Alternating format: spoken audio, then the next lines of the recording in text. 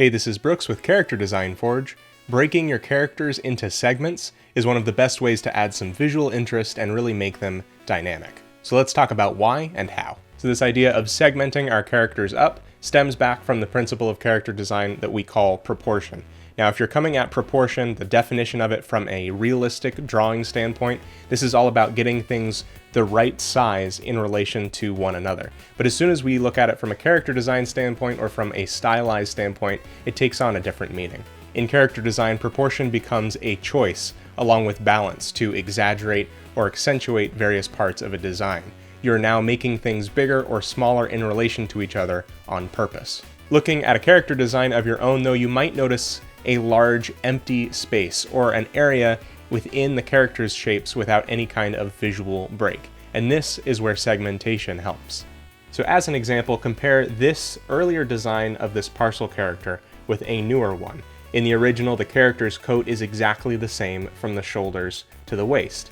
Now in the second, I added a cummerbund style band that breaks the torso into segments. The segmentation, though, doesn't always have to be half and half. So following a design rule of small, medium, and large pieces is usually going to lead to better designs. This isn't to say that having large or clean, empty spaces on your character is necessarily a bad thing. You just want to be balancing this out with busy spaces. Now, in the same way, you don't want a character that's completely covered in head to toe with ornamentation or wires or something that's really busy everywhere you look. So here's some suggestions on how to segment a character or the shapes on a character. So first, you can use a contour line, and this may actually be a construction line that's left over from your initial sketch that you can now reintroduce to the character. So basically, this is a line that helps define the form of a shape that's otherwise flat, like for example, a line that wraps around a sphere or a cylinder.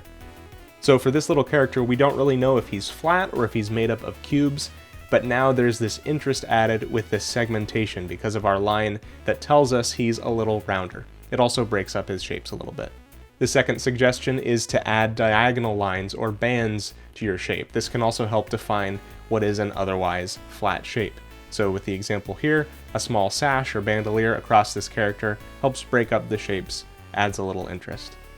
Third, you can add smaller versions of the shape inside it, or add lines inside. You kind of get the idea here. Create some bands or panels, and this is probably especially helpful on something mechanical. You can also add a symbol or an image, kind of like the graphic or shape that you'd put on a t-shirt. Another thing that you can do, this isn't necessarily an across-the-board thing that all good characters necessarily have to have, but look at the silhouette of the character, check for areas that seem a bit stale, and even just adding and subtracting from the black shape, and then working in a reason for it being there later. That's really helpful too. Checking the silhouette is always good practice and kind of goes back to my concepting method from my previous video of checking the overall and broad shapes, because that's where a lot of the strength of your character will be coming from. Being able to create interesting shapes that balance each other and go together well and improve the overall look of your character, this is one of the most important things that a character designer can do. But don't get impatient if it's not something that comes easily to you. Over a long period of time with a lot of experience, it's something that becomes more and more intuitive for you.